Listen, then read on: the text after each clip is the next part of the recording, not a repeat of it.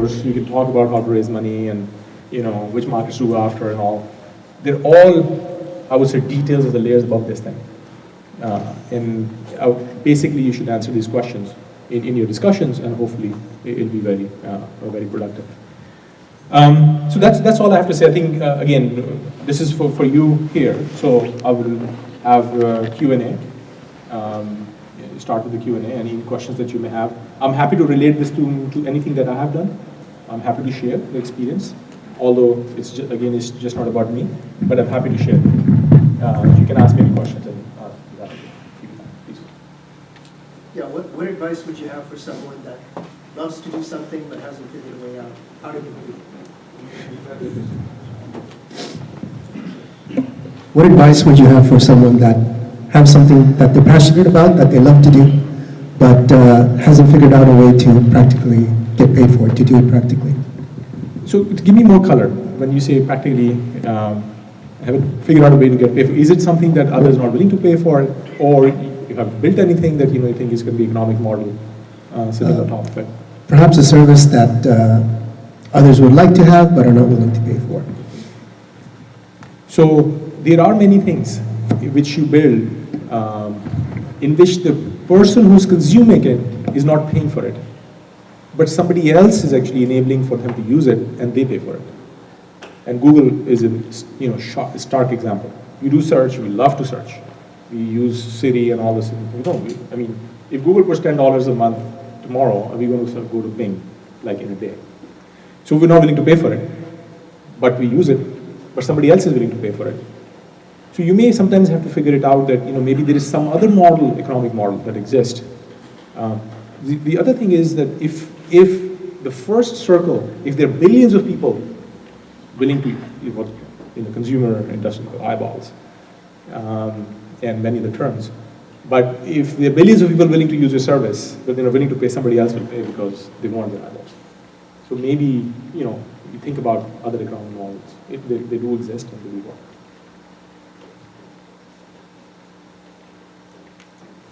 So when you have multiple ideas that you want to execute, but it's taking time in the meantime. So yeah, when you have multiple ideas that you want to execute, but when you're kind of executing it, it kind of takes its time. So is it okay to move on to the next idea and proceed with that? So does that change your focus, or what is the best way to follow? So creative people will have multiple ideas. So no question about it. But multiple marriages at the same time is very hard. So you have to pick your choice, unfortunately. And it doesn't mean you give it up or the other ideas. Sometimes you just have to iterate. But if you try to have two relationships at the same time, you're going to mess up both. This is just normal. But how would you prioritize it? Go through this framework. Which one has a lot more people are basically going to benefit from it? Which one, sometimes something is looking very sexy, but you don't have any expertise for it. Where you have more strong expertise for it. Which one do you love more, where it's hard telling you? And which one has better economic model? So this framework, if you apply it, I can almost guarantee you, if you honestly apply it, one thing's going to pop on the top. Do a side by side, and you may be wrong in terms of your assessment, but it's actually wrong to not do the assessment. Put side by side, see which they think is better. Pick that one. Go with it. Maybe your view will change, and then you flip it around. Thank you. Yeah, please. How did you come up with this framework? Is this something you developed, or did you get it from a resource? Actually, I didn't develop it at all. This Aka guy is a Japanese principle. Oh, right. And I was trying to relate it to something very unquestionably basic and applying to country. And by the way, I every time use it. So it's not that it's just, put it up here. Every time, this is the kind of guiding North Star. You put it up there, whatever answer comes out of it. Thank you. Assalamu alaikum. I think that's a great session. So I had a quick question. So the first question I have is, you started your company with the wireless. Yeah. And I'm assuming since you did your electrical engineering, you had some background, you had some expertise, and you built upon it, and you built a company on it, okay? Your next company was cloud security startup. So it's related for sure, but not very directly related. So did you build expertise again on the security side, or how did you go about it? That's my first question. The second question is, I think there are a lot of people in this room who have great ideas, okay? They've even made a lot of videos on it. They probably have a lot of PPTs on it and all that. But what they're lacking is in the execution part. What is my next step? How do I go to that next step? I have a great idea. I think it falls in all of these circles. But how do I go to that next level? Yeah. So sometimes like we think that, okay, let's go start with an app building or something like that. And we go to that app company or something and they tell you that, okay, it will cost you 20K. And you said, oh, I cannot spend 20K. And I don't even know if I'll like get a ROI or something on that. Yeah. Okay. So then you're like sitting on that idea for long, and then you see that that idea just comes out in the market. So how do you go from the idea to the execution? And especially when you don't have expertise in that. For example, I have a great idea, but I'm not a coder, I'm not a software guy. I don't know how to build an app, I don't know how to code. I'm more like a visionary where I have a great idea, I know how I can make money out of that great idea, but I don't know how to make it, how to actually execute it. Yeah, okay, good. Two questions you have, by the way, great questions. The first thing is, I put it nicely up here, what expertise do you have? And the question I think you asked is probably in reaction to that. I was at Sun Microsystems building processors and compilers and so forth. And wireless, became my passion, or I would say started really, because if you remember the DSL lines would not benefit most of the world, because DSL or phone lines were not good enough to actually, get you the internet. And internet at that time, this is like back in 1999 or 2000, it was very obvious that if internet goes to my country and other countries like mine, it would really change lives. So for me, it became absolute passion while I was a son that, I'm going to do something which actually helps to propagate internet at a faster pace, and fixed wireless internet was the method of actually doing that. The expertise that helped me bridge from there to here was silicon design. I was building processors, and there was a group of people who knew what to build on wireless. They didn't have silicon design expertise, and I had it. And that's how I kind of took one step. So you can actually go into adjacency where you're bringing something to the table, not maybe 100%, and now if you're passionate enough, you're going to basically grow and, learn that. Eventually, I became the chief architect of the company, and, wireless was second nature. Because how much time does it take you to do a PhD? 3 years? Or 4 years, and do your building products is way more than the expertise you can get out of a PhD, because a PhD is very focused. If you're really, really, really into what you're doing, and you're committing yourself, you could become a world expert over years, right? So that's what happened. Now, in between Aperto, which is the fixed broadband wireless, and others, I tried exactly what I'm hearing questions. I tried a couple of other things in which I had, clearly, the word would use it, was like a Netflix at that time. Netflix literally was, would mail DVDs, and I wanted to basically do something which actually Netflix today.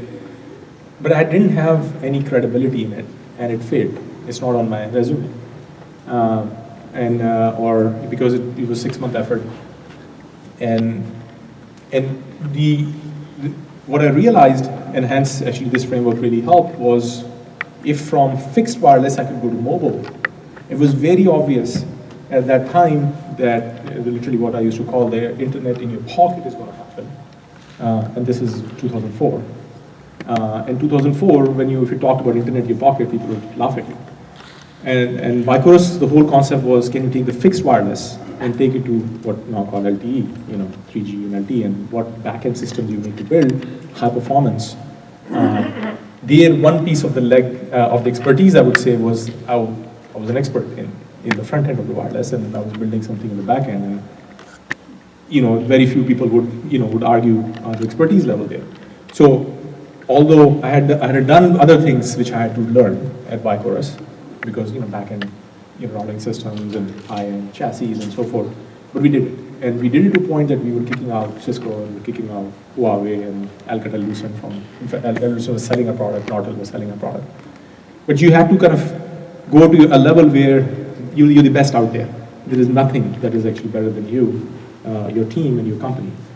Elastica was, again, one step where there was a link in Vicors. It was a wireless system, but it used to inspect packets at a packet level to tell which applications on LTE is getting used, and you would basically analyze the traffic and then control it, because wireless carriers were only familiar with one service, which was phone service.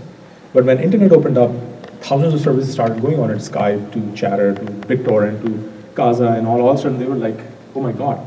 So they needed methods to control those applications that we built as part of Vicors. That expertise was portable to security. And there was just new market. It was very obvious that this cloud computing is happening. People would not use on-premise applications anymore. They would go to the cloud, and security will totally be disrupted. It was very obvious to me, at least in 2011, when I started Elastica, and it turned out to be true, luckily. And Vicors got lucky in the sense that Steve Jobs built this thing. If this was not created, maybe it would have taken a longer time. But this device all of a sudden changed the views, and everyone started using internet. So you have to be lucky somewhere. You have to do something, and some timings have to work out. In this case, iPhone became in 2007. iPhone was like through the roof on everyone. All operators in the world were, I need data network. I'm dying. I need data networks, and Vicors was right there. In case of Elastica, very similar. Look at Microsoft. We used to buy products that used to be on the desktop. Not anymore. Office 365, right? Salesforce. If you look at stocks of EMC, why do you think they're at half the market cap? Or NetApp, why do you think they're half the market cap? They're at half the market cap today, and they're going to go down, I think, further.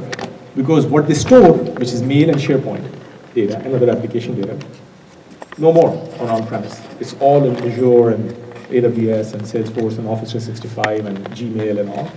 Why do I need on-premise storage growth to that level? So you're going to see these stocks going down. So you have to kind of catch some trends, very, very obvious. And for me, it was, at least there was one piece of expertise that was portable. And if it didn't exist, I think I would have failed, because somebody else would do it much better. That's the first answer that you gave. I forgot, can you remind me quickly your second answer? That it was more from idea to the execution. Idea to execution. I think idea to execution, you mentioned you're not technical, so you need to build a team. You need to get somebody with you. It's you at the bottom, but right above it is your team. Somebody who sees the world the same way, they think what you're doing or what they're doing, they will also definitely be consumed by gazillions of people, and they'll benefit gazillions of people, and they love it too. Because the $20,000 that you think you shouldn't be spending, if you really believe and if you love it, frankly, you're going to charge it on a credit card. There were times when, frankly, it was broke, totally broke. And I had tried one or two ideas, and literally it was a point that, before just Vicors, and where I had there was no funding, nobody was willing to give money, and I had no means. I'm not born rich. And at that point, it was just that level of commitment was there. So I think you really have to see this framework of 4 things. You really, really, really believe it. And if you don't have expertise, does your team is complementing you? Do they have that? If you have that, I think you'll execute. Thank you. Yes, Raza. I need a microphone. What, sorry? Microphone. Right. So with the, This is going to be a very tough question. He's my son. And I have no idea what he's asking. with the what the humans would need and benefit from, and what you have expertise in, I think you should move them together, because say you're cloning llamas, but then while you're cloning them, bobcats keep on coming in and eating them. Right.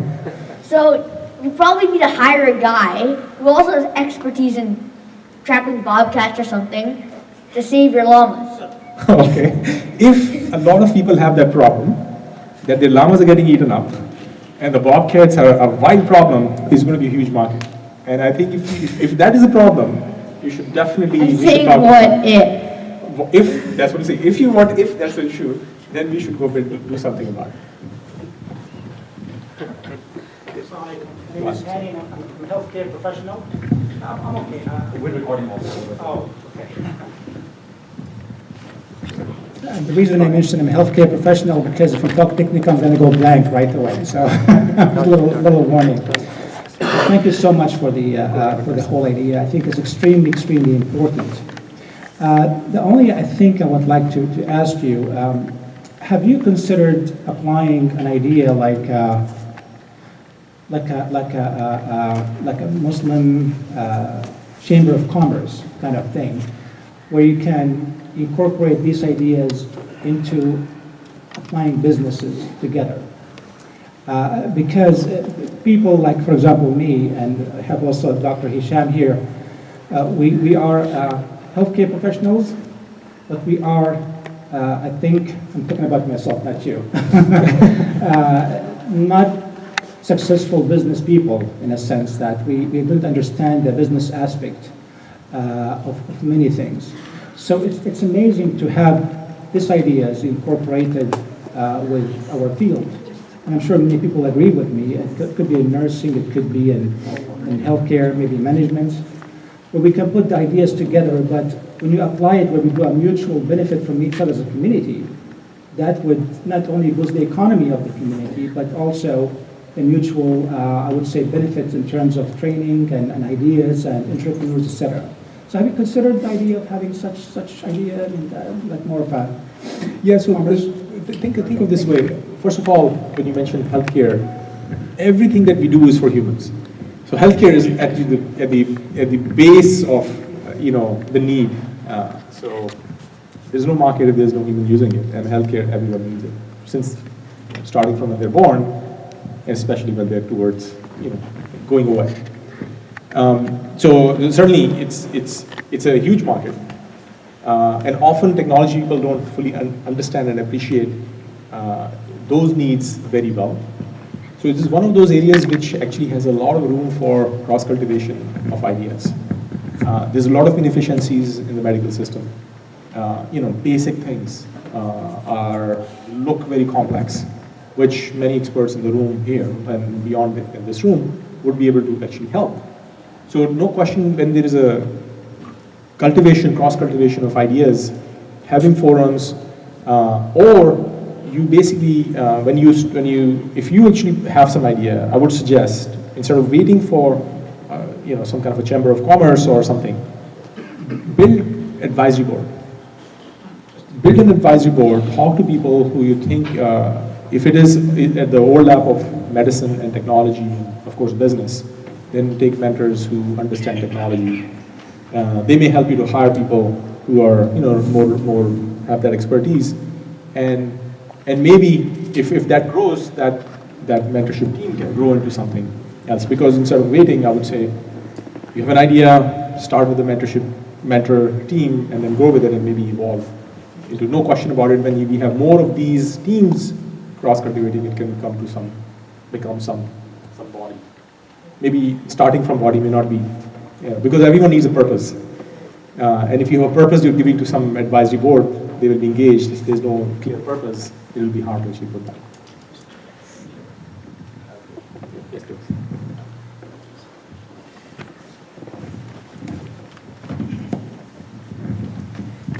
Thank you so much. I was in the medical field for a while ago, then I went back to IT.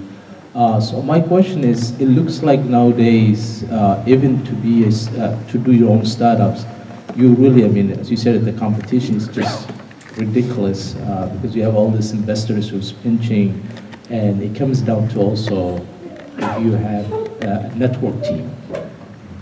So in this kind of market, of course, you can spend, 60, 20 hours a day trying to make sure these things you believe in would hit on the market. By that time, hopefully, if you don't have a really investors, you might be, dead in the water. So with this kind of competition, as you said it, the living situation is also so expensive now that, so I know you have to be passionate and love what you're doing it, but also knowing that the competition is so hard if you don't have investors who's willing to back you, how would you go with that? especially in Silicon Valley. There are two kinds of businesses. There are two kinds of businesses you can grow: organic, and organic businesses don't take much external investment. You can, I can start a